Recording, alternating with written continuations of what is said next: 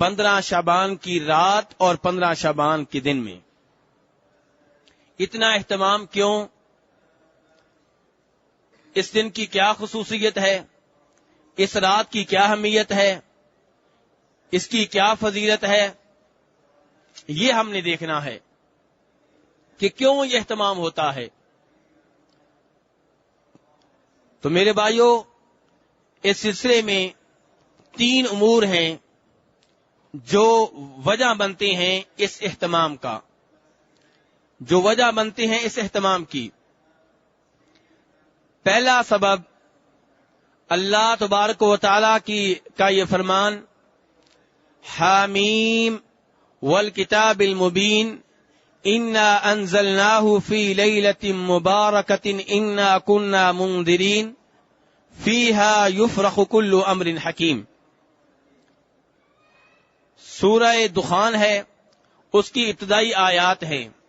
ان آیات کے سمجھنے میں کچھ لوگوں کو غلطی لگی ہے، اور اس غلطی کا نتیجہ یہ ہے کہ 15 شعبان کی رات اور دن کا خصوصی طور پہ اہتمام کیا جاتا ہے۔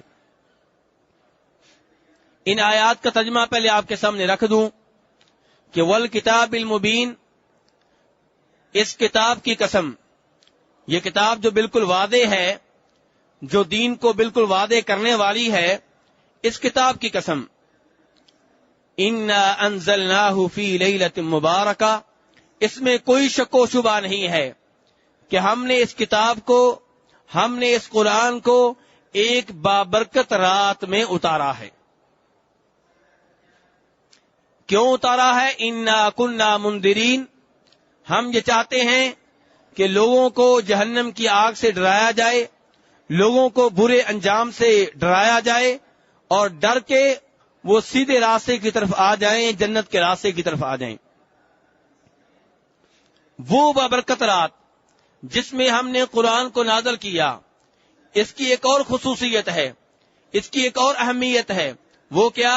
فیہا یفرق کل امر حکیم، اس میں فیصلے کیے جاتے ہیں ہر مضبوط کام کے، ہر مضبوط کام کے فیصلے اسی رات میں ہوتے ہیں جس بابرکت رات میں قرآن پاک نازل ہوا ہے۔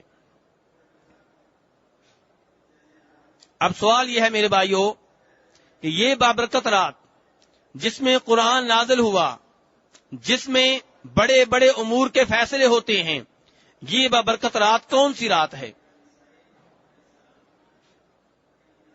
کچھ مفسرین، کچھ علماء کرام نے کہا کہ اس سے مراد شعبان کی 15ویں رات ہے، اور یہ وہ تفسیر ہے، یہ وہ شرح ہے اس آیت کی، یہ وہ وضاحت ہے اس آیت کی، جس کی وجہ سے آج لوگ اس رات کا خصوصی طور پہ اہتمام کرتے ہیں، یعنی کہ شب برات کا۔ وہ سمجھتے ہیں کہ اس رات ہمارے فیصلے ہونے ہیں، اس رات فیصلہ ہوگا ہمارے رزق کا، فیصلہ ہوگا ہماری زندگی کا، فیصلہ ہوگا ہماری اولاد کا، فیصلہ ہوگا ہماری بیگم کا، فیصلہ ہوگا ہمارے کاروبار کا۔ اس لیے خصوصی طور پہ لوگ شب بیداری کا اہتمام کرتے ہیں، اور شام سے لے کے فجر تک اللہ تبارک و تعالیٰ کی عبادت میں مصروف رہتے ہیں۔ سوال یہ پیدا ہوتا ہے میرے بھائیوں، کیا یہ تفسیر درست ہے؟ یہ کہنا کہ وہ برکت رات جس میں قرآن نازل ہوا ہے وہ شعبان کی 15ویں رات ہے، کیا یہ موقف ٹھیک ہے؟ آپ کہیں گے کہ یہ موقف ٹھیک ہے، اس لیے ٹھیک ہے کہ بہت سے علماء کرام نے یہ موقف اپنایا ہے، لیکن میں یہ گزارش کروں گا کہ اگر چند ایک علماء کرام نے یہ موقف اپنایا ہے تو بہت سے علماء کرام نے اس موقف کو رد کیا ہے، اس کو مسترد کیا ہے، اور ان کے ساتھ قرآن پاک بھی ہے۔ قرآن پاک کی کسی آیت کی سب سے بہتر تفسیر وہ ہوتی ہے جو خود قرآن کرے، کیونکہ قرآن کس کا کلام ہے؟ اللہ تبارک و تعالیٰ کا۔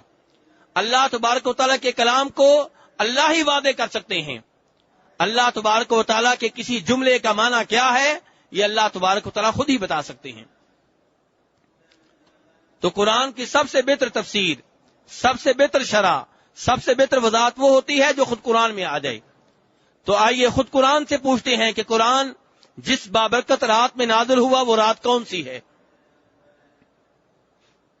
سورہ بقرہ میں چلے جائیے، اللہ تبارک تعالیٰ فرماتے ہیں شہر رمضان الذی انزل فیہ القرآن، کہ وہ مہینہ جس میں قرآن نازل ہوا کون سا مہینہ ہے؟ رمضان کا مہینہ۔ پھر آپ نے ایک ایسے موقف اپنا لیا کہ قرآن جس بابرکت رات میں نازل ہوا اور جس رات فیصلے ہوتے ہیں وہ رات شعبان کی 15ویں رات ہے۔ میرے بھائیو، غلطی ہر ایک سے ہو سکتی ہے۔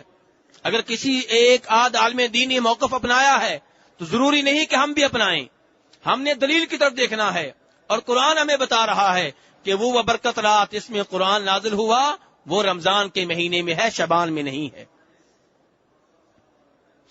مزید وضاحت سورۃ القدر میں فرمایا انا انزلناہ فی لیلۃ القدر، کہ ہم نے قرآن کو جس رات میں نازل کیا ہے وہ رات شب قدر ہے۔